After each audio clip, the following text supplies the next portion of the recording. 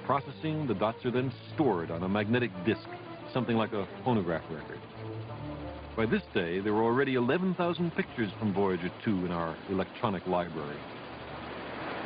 Finally, the end product of this remarkable set of links and relays is a hard copy which comes out of this machine showing, in this case, the wonders of Europa, which were recorded for the first time in human history today.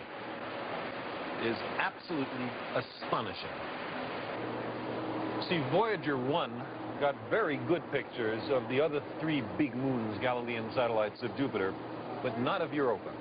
It was left to Voyager 2 today to get the first close-up pictures of Europa, where we see things that are only a few kilometers across.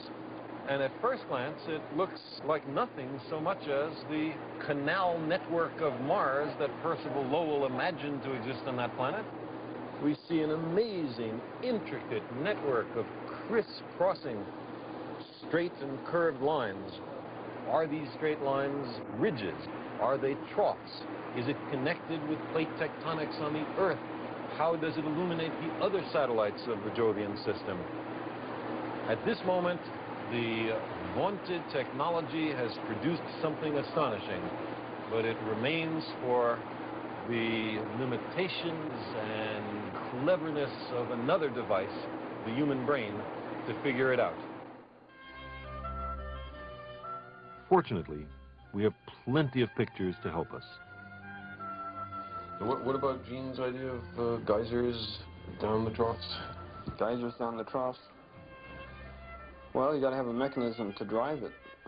Larry Soderblom, Voyager imaging team. Some wild idea a few months ago that we might have sort of champagne bottle models. And what that is you seal the crust and you have liquid underneath that solid crust. The question is, do you have that kind of condition, which is an explosive? Lonnie Lane, deputy project scientist. Over a large area, and I thought you'd have enough resolution with some of these pictures that you don't see something that is spread laterally. Do we have the high-resolution piece to blow up? Yeah, it was here somewhere. There it is. There you go. Yeah. This is where we pick out the relief, and if we're going to see the things we can recognize, this is what I was Weeks after the pictures from Europa were received, we were still debating what was in them.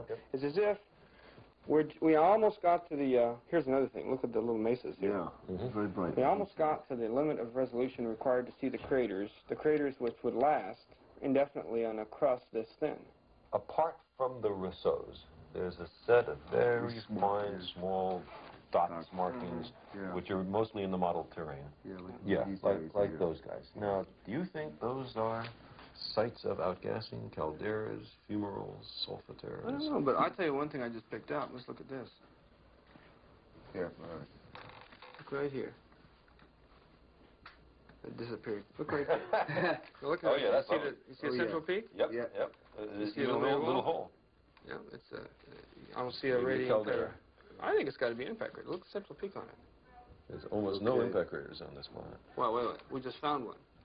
Almost none. Therefore, finding one which is alleged to be the exception, maybe it's not the exception, but something else. Perhaps. But on the other hand, you asked about all those little holes that we can't quite make out. So you could argue that the resolution limited on these. The big craters go away by some rheological deformation, and the little ones stay, but they're just at the edge of our resolution. That's because they're 1/10 the depth of the solid, the rigid crust. Well, maybe. Computer processing of the pictures has revealed at least a few features on Europa which seem to be impact craters, but something has wiped out the big craters. Computer processing also played a major role in one of the most amazing Voyager discoveries made on the moon next door to Europa, a world called Io. Even from Earth, we could tell that Io had a strange color. We knew that somehow sulfur had been removed from its surface and ejected into a great donut of gas orbiting Jupiter. Then, Voyager 1 sailed close to Io. There were a few places on Io which looked like the mouths of volcanoes, but it was hard to be sure. Then, Linda Morabito, a member of the Voyager navigation team, used a computer to enhance a picture of the edge of Io in order to bring out the stars behind.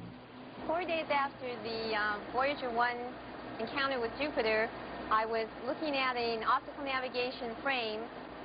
Now, in enhancing this particular quadrant, became very evident to me was an anomalous crescent in the upper left-hand corner just off the limb of Io. What was it?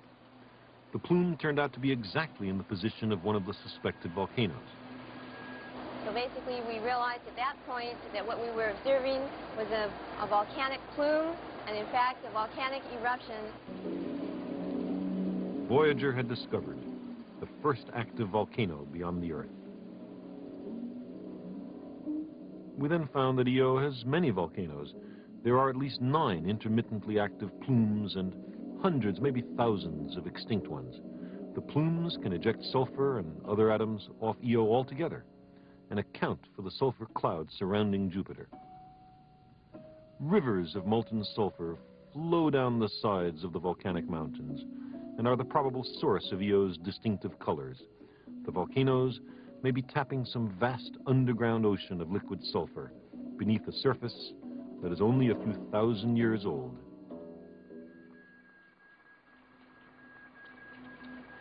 So far, in our voyages to the outer solar system, we humans have stayed home and sent our robots and computers to explore in our stead.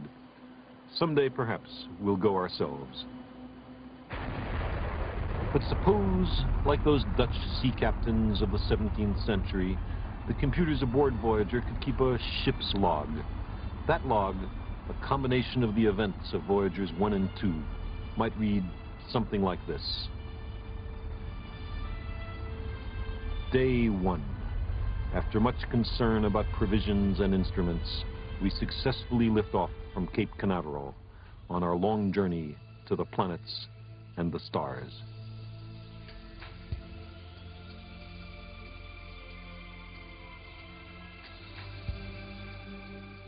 Day 13.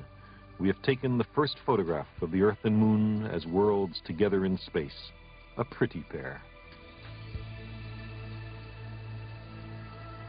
Day 170. A problem in the deployment of the boom that supports the Science Scan platform.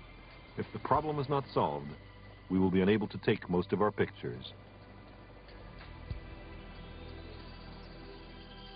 Day 207. Boom problem solved, but failure of main radio transmitter. If the backup transmitter also fails, no one on Earth will ever hear from us again. Day 215. We cross the orbit of Mars and enter the main asteroid belt. Day 570. We can now make out finer detail on Jupiter than the largest telescopes on Earth have ever obtained.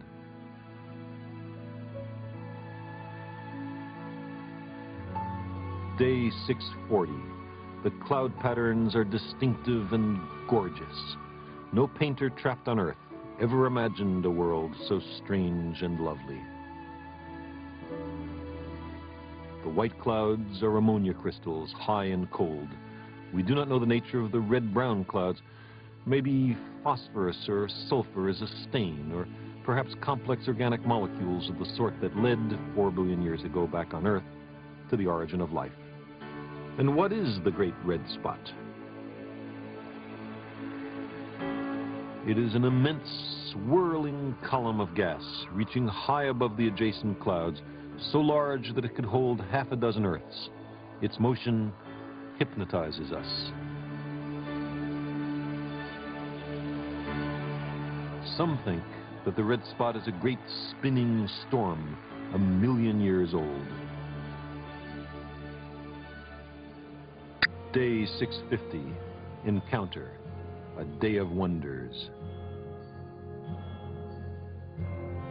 The ship maneuvers so we can take pictures of the multi-ringed basin on Callisto.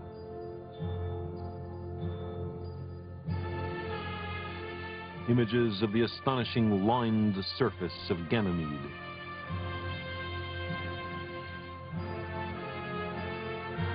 A close passage by Europa. And a view of volcanic Io.